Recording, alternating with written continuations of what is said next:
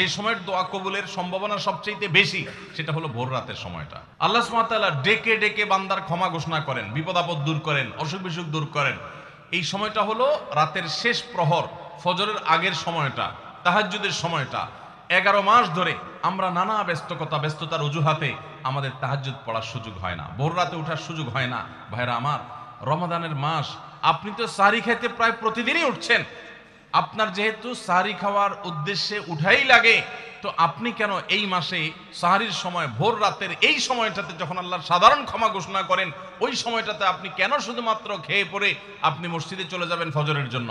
অবশ্যই আপনি সাহরি খেতে উঠলে 2-5 মিনিট সময় বের করে বিশেষভাবে আল্লাহর কাছে দোয়ায় মনোনিবেশ করবেন। আমাদের একটা বড় ভুল হলো সাহরির এই সময়টাকে দোয়ায় আমরা মনোনিবেশ করি না। সম্ভব হলে 2 রাকাত নামাজ পড়েন, 4 রাকাত নামাজ পড়েন। সেটা যদি না পারেন তো সাহরির খানার শেষে অথবা আগে আপনি আপনার রুমে গিয়ে লাইট বন্ধ করে নিরিবিলি জায়গা একটু আল্লাহর কাছে হাত তুলে একটু চোখের পানি ফেলে চান, দোয়া করেন। দোয়ার এই সুযোগটা 11 মাস আপনি পান না, রমজান মাসে সাহরির উসিলায় পেয়েছেন, তো আপনি সেই সুযোগটা কেন হাতছাড়া করবেন? আমি বিনয়ের সাথে বলতে চাই, একজন মানুষের যেন আমরা এই সুযোগটা হাতছাড়া না করি। আমি পারতপক্ষে কোনোদিন এই সুযোগটা হাতছাড়া করি না ভাইরা। যেদিন কিছুই করতে পারি না, ওইরকম দোয়া করার সময় হয়তো নাই, কোনো কারণে দেরি হয়ে গেছে উঠতে উঠতে, ওই দিন খাইতে খাইতে মনে মনে দোয়া করার চেষ্টা করি, প্লেটটা ধুইতে ধুইতে দোয়া করার চেষ্টা করি।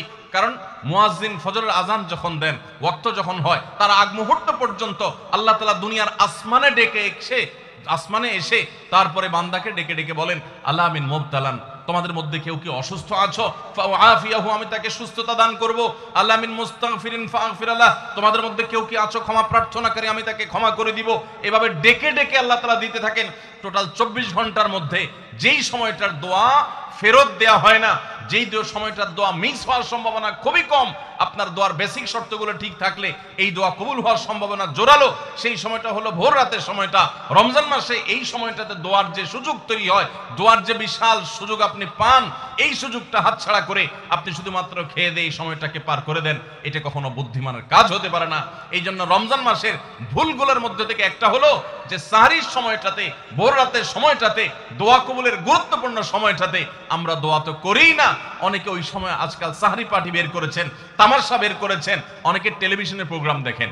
কোন কোন চ্যানেলে সাহরির সময়ের কোন কোন প্রোগ্রাম আমরাও মাঝে মধ্যে, এগুলো আগে রেকর্ড করা থাকে। সাহরির সময় আমরা টেলিভিশনে প্রোগ্রাম করতে চাই না, আগে রেকর্ড করা থাকে, সেগুলো চলে। এগুলো হলো তাদের জন্য যারা টেলিভিশনে হারাম জিনিস দেখবে, ওই টাইমটাতে সে যেন হারাম জিনিস না দেখে ভালো কিছু দেখে। আপনাদেরকে আমরা বলবো, কখনো ওই ভোর রাতের ওই সময় ইসলামিক প্রোগ্রামও দেখতে যাবেন না। আপনি ওই সময়টাতে আল্লাহর সাথে কথা বলবেন, ওই টাইমটা ইবাদতের সময়, ওই টাইমটা দোয়া এবং রোজাদারির সময়। আমরা বেশিরভাগ মানুষ এই ভুলটা করি যে রমজানে আল্লাহর কাছে পাওয়ার এই বিশাল সুযোগ আমরা হাতছাড়া করে ফেলি। আমরা এখন থেকে সাহরিতে উঠলে দোয়া করবো তো ইনশাআল্লাহ। আল্লাহ আমাদের সবাইকে তৌফিক দান করুন। অনেকে রোজা রেখে থুতু গিলাটাকে দোষণীয় মনে করেন যে রোজা রেখে বোধহয় থুতু গেলা যায় না, এই জন্য ঘন ঘন থুতু ফেলে দেখবেন অনেকে আছেন। বিশেষ করে নতুন নতুন যখন রোজা রাখে পোলা পান, তখন দেখবেন যে মিনিটে মিনিটে থুতু ফেলে, আছে না নাই? এই ঘন ঘন রোজা রাখে আপনার থুতু ফেলে কেন? কারণ মনে করতেছে থুতু গিললে তার রোজা ভেঙে যাবে। ভাই, থুতু যদি আপনি না গিলেন আপনি বাঁচবেন? থুতু না গিললে কেউ বাঁচবে? যতই আপনি থুতু ফেলেন, আপনার থুতু তো কিছু না কিছু ভিতরে যাবেই। যদি না যায়, গলা শুকিয়ে গেলে তো আপনি মরেই যাবেন। এই জন্য এটা একটা ভুল যে আমরা মনে করি থুতু ফেলা লাগে। রোজা রেখে রোজার কারণে এক্সট্রা কোনো থুতু ফেলার দরকার নাই। আপনার মুখে বালু চলে আসছে, একটা মশা ঢুকে গেছে, আপনি রোজা আছে, এটা যেন ভিতরে না যায়, সেজন্য থুতুটা ফেলে দিলেন, এটা ভিন্ন কথা। আপনি বেসিনে গিয়ে ফেলে আপনি একটু পানি ঢেলে দিলেন। কিন্তু রোজা রেখে ঘন ঘন থুতু ফেলতে হবে, থুতু গিলা যাবে না, এরকম কোনো কথা নাই। এটা আমাদের একটা ভুল, রমজান কেন্দ্রিক একটা ভুল। আমরা বেশিরভাগ মানুষ রমজান মাসে ফজরের নামাজ পড়ে এসে ঘুম দেই। আপনার যদি রাতে ঘুম না পুরে আবার দিনে ডিউটি থাকে, ঘুম একটু যদি যাওয়াই লাগে, তো ফজরের পর পর ঘুমাবেন না। আলহামদুলিল্লাহ, আমাদের বাসায় আমরা এটার প্র্যাকটিসটা প্রতি বছর খুব হার্ডলি করার চেষ্টা করি। ফজরের পর পর কোনো ঘুম নেই, ফজরের পর একটু কোরআন তেলাওয়াত করেন। প্রথম প্রথম চোখ ভেঙে আসবে, কারণ আপনি ভোর রাতে উঠছেন, অভ্যাস নাই। তো যাতে চোখে ঘুম না আসে সেজন্য নানান বুদ্ধি বাইর করে ঘুম দূর করেন, একটু উঠবস করেন। ওই টাইমে বসে ফজরের পরে আপনি তেলাওয়াত করেন, জিকির আজকার করেন, সকাল সন্ধ্যার দোয়াগুলো পড়েন, এটা দোয়া করেন, রমজানের কিছু আমল করেন। এশাকের নামাজের ওয়াক্ত হয়ে গেছে, 2 রাকাত নামাজ পড়ে এরপর আপনি পারলে দরকার হলে শুয়ে যান, কিন্তু ফজরের পর পর শুয়ে যাবেন না। এটা একটা ভুল, কারণ নবী করিম সাল্লাল্লাহু আলাইহি সাল্লাম সকালের এই সময়টার জন্য দোয়া করেছেন, আল্লাহুম্মা বারিক লি উম্মতি ফি বুকুরিহা, আল্লাহ আমার উম্মত জন্য সকালের সময়টাতে বরকত দান করুন। আর ওই সময় আপনি ঘুমায় থাকছেন। তো রমজান মাসে আমরা এটা ভুল করি, এটা আমরা করব না যথাসম্ভব। আমরা যারা নিয়মিত আজানের জবাব দেই, আজানের জবাব দেওয়া একটা আমল, আপনারা জানেন তো, মুয়াজ্জিন যা বলে তার সাথে সাথে তা বলা, তার পরপর সেটা বলা। মুয়াজ্জিন যখন আল্লাহু আকবার বলে, তখন আপনিও আস্তে আস্তে করে আল্লাহু আকবার বলবেন। মুয়াজ্জিন আবার যখন আল্লাহু আকবার বলবে, আপনিও আল্লাহু আকবার বলবেন। মুয়াজ্জিন যখন আশহাদু আল্লা ইলাহা ইল্লাল্লাহ বলবে, আপনিও আশহাদু আল্লা ইলাহা ইল্লাল্লাহ বলবেন। মুয়াজ্জিন যখন আশহাদু আন্না মুহাম্মাদুর রাসূলুল্লাহ বলবে, আপনি কি বলবেন? আশহাদু আন্না মুহাম্মাদুর রাসূলুল্লাহ বলবেন। অনেকে সাল্লাল্লাহু আলাইহি সাল্লাম পড়ে, সাল্লাল্লাহু আলাইহি সাল্লাম পড়বেন হলো আযানের শেষে, কিন্তু আযান চলাকালীন আশহাদু আন্না মুহাম্মাদুর রাসূলুল্লাহ বলবেন।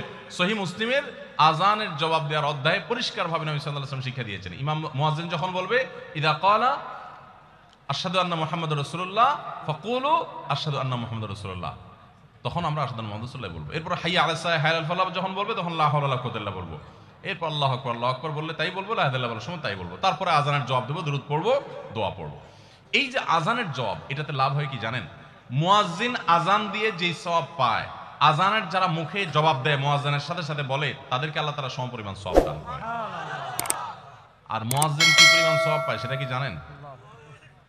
কোন মুয়াজ্জিন যদি আল্লাহকে খুশি করার জন্য আযান দেয়, দুনিয়ার উদ্দেশ্য তার কাছে না থাকে, বরং আল্লাহকে খুশি করাটাই তার উদ্দেশ্য থাকে, তাহলে এই মুয়াজ্জিনের ফজিলত হলো, ওই মুয়াজ্জিনের আযান শুনে যত মানুষ মসজিদে আসবে, ওই ওয়াক্ত নামাজে যত মানুষ শামিল হবে, সবাই যে পরিমাণ সওয়াব পাবে, যার যার অ্যাকাউন্টে যাবে, বোনাস হিসাবে সবার সমপরিমাণ সওয়াব মুয়াজ্জিনকে দেওয়া হবে। আর আপনি মুয়াজ্জিনি না করে শুধু আযানের জবাব দিলেও সেই মর্যাদা বোনাস হিসেবে আল্লাহ তাআলা আপনাকে দান করবেন। এই হাদিসের ফজিলত একবার আরো 10-12-13 বছর আগে কোন এক জায়গায় আমি বলেছিলাম, সৌদি আরবে থাকতে। তখন এক ভদ্র মহিলা আমাকে বললেন, হুজুর, এই হাদিসটা আপনার কাছ থেকে শেখার পর, জানার পর থেকে আমি মক্কা শরীফের লাইভ আজান নিয়মিত ওই টাইমে, আমি রেডিও শুনি না, মোবাইলে বিভিন্নভাবে লাইভ আজানটা আমি শোনার চেষ্টা করি এবং ওই মুয়াজ্জিনের সাথে সাথে জবাব দেওয়ার চেষ্টা করি। কারণ আমার যখন এটা জানা হলো যে মুয়াজ্জিন যত পরিমাণ সওয়াব পাবে তত পরিমাণ সওয়াব পাওয়া যাবে, তো মক্কার মুয়াজ্জিন সাহেবের আজান শুনে যত মানুষ প্রতি ওয়াক্তে নামাজ পড়ে, এত বেশি নামাজ তো দুনিয়ার অন্য কোনো মসজিদে প্রত্যেক ওয়াক্তে পড়ে না। সো আমি লক্ষ লক্ষ মানুষের নামাজ পড়ার সময় সওয়াব মুয়াজ্জিনের পরিমাণ পেতে চাই, সেজন্য মক্কার লাইভ আজানটা আমি ফলো করি।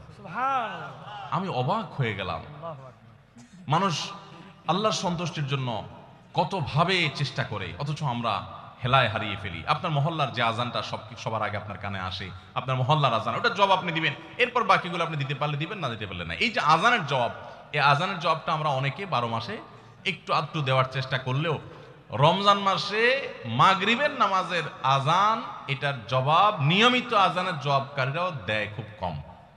এটা রমজানের একটা ভুল। কেন দেয় না?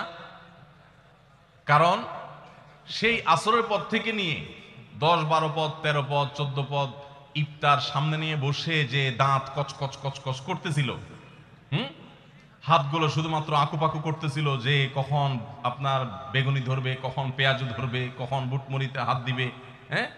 যখন আকুপাকু করতেছিল, সূর্য ডুবছে, মুয়াজ্জিন সাহেব আল্লাহু আকবার হাঁকা শুরু হয়েছে, আর হুমড়ি খেয়ে অমনে ঝাঁপায়া পড়ছে, খাইতে খাইতে কখন আজান শেষ হয়ে গেছে টেরও পায় না।